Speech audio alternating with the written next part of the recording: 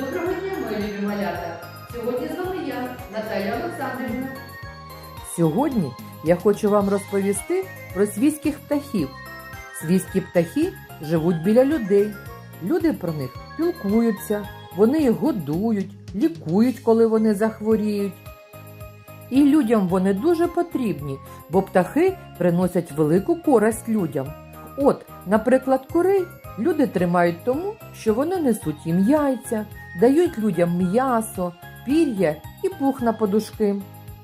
Гуси і качки теж дають людям велику користь.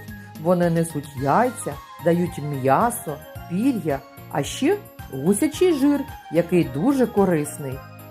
Індики теж дають багато м'яса, бо вони виростають великими птахами, а ще дають пір'я і несуть яйця. Зараз я хочу вам показати на прикладі курки, як проходить життєвий цикл свійських птахів. Погляньте, спочатку курочка знесла яєчко.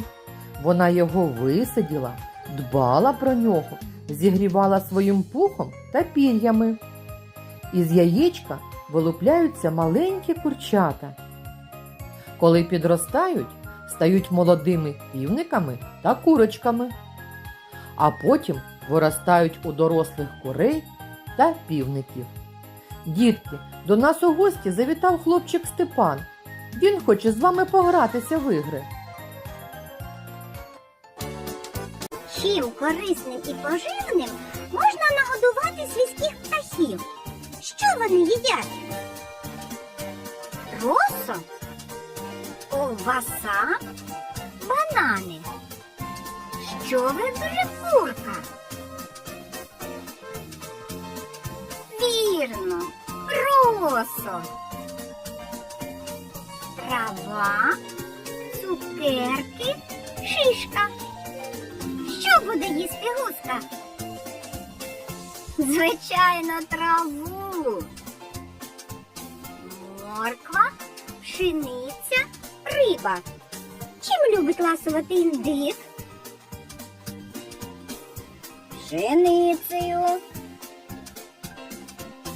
Горох, кістка, листя. Що із цього смакує півнику?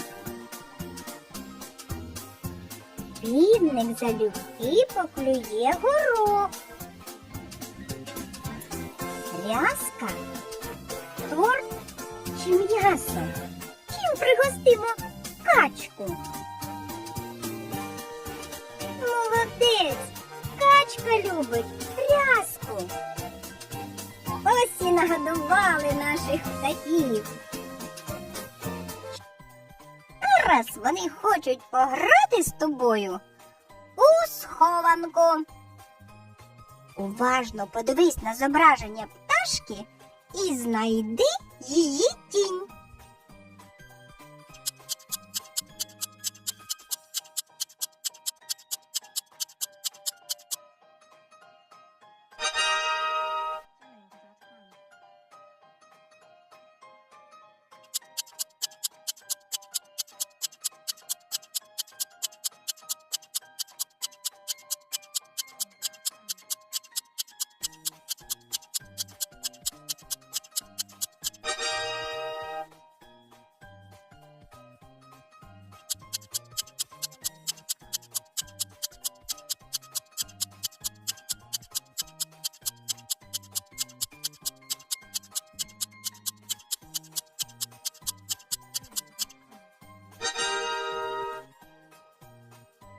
Весело пограли на пташиному дворі.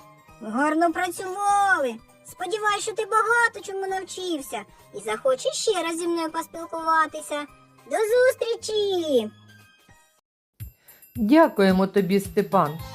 Сподіваюсь, дітки, вам сподобалось наше заняття. А для вас у мене є маленьке завдання. Будь ласка, вивчіть з батьками невеличкий віршик про свійську пташку. Дякую за увагу.